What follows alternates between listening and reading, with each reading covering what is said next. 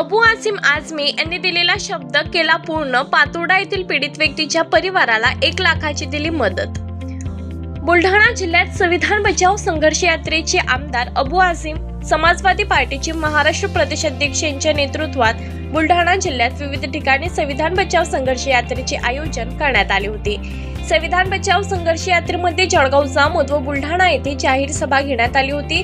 त्यामध्ये प्रामुख्याने आमदार अबू आझमी यांनी संग्रामपूर पोलीस स्टेशन येथे फिर्यादीला बेदम मारहाण केली। या घटनेचा निषेध व्यक्त करीत मारहाण करणाऱ्या पोलिसाला बडतर्फ करण्याचे आश्वासन दिले होते। दिलेला शब्द पूर्ण केला व मुख्यमंत्री यांना निवेदन सुद्धा दिले व दिनांक 25 मार्च 2024 रोजी पातोडा येथील पीडित व्यक्तीच्या परिवाराला बुलढाणा जिल्ह्यातील पदाधिकारी यांच्या वतीने नगदी स्वरूपात 1 लाख रुपयांचे आर्थिक सहकार्य केले। यावेळी महाराष्ट्र प्रदेश उपाध्यक्ष वर्षा तातरकर, महाराष्ट्र प्रदेश सदस्य लियाकत खान, जिल्हा अध्यक्ष अजहर खान, जिल्हा उपाध्यक्ष रहीम खान, जिल्हा महासचिव तौसिफ जमदार, जिल्हा संपर्क प्रमुख शेख सईद शेख कदीर, युवा जिल्हा अध्यक्ष आझाद खान यांच्यासह शेकडो पदाधिकारी कार्यकर्ते यावेळी उपस्थित होते। जय समाजवाद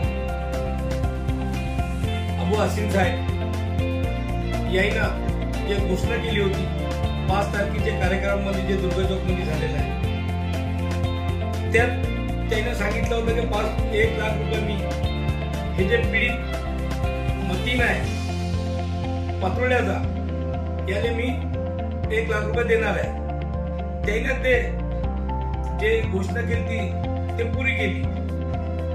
काल आम्ही लियाकत भाऊ, मी, तौसिफ शेख सय्यद नफीस, तसेच मुस्ताक जमदार, अजहरुल्ला खान, आमचे रसूल भाऊ शेख अजहर शेख मजर, वर्षा तातरकर असे आमचे समाजवादीचे सर्व मंडळी जाऊन शेख मतीन यायले 1 लाख रुपये त्याचे सपूर्द केले।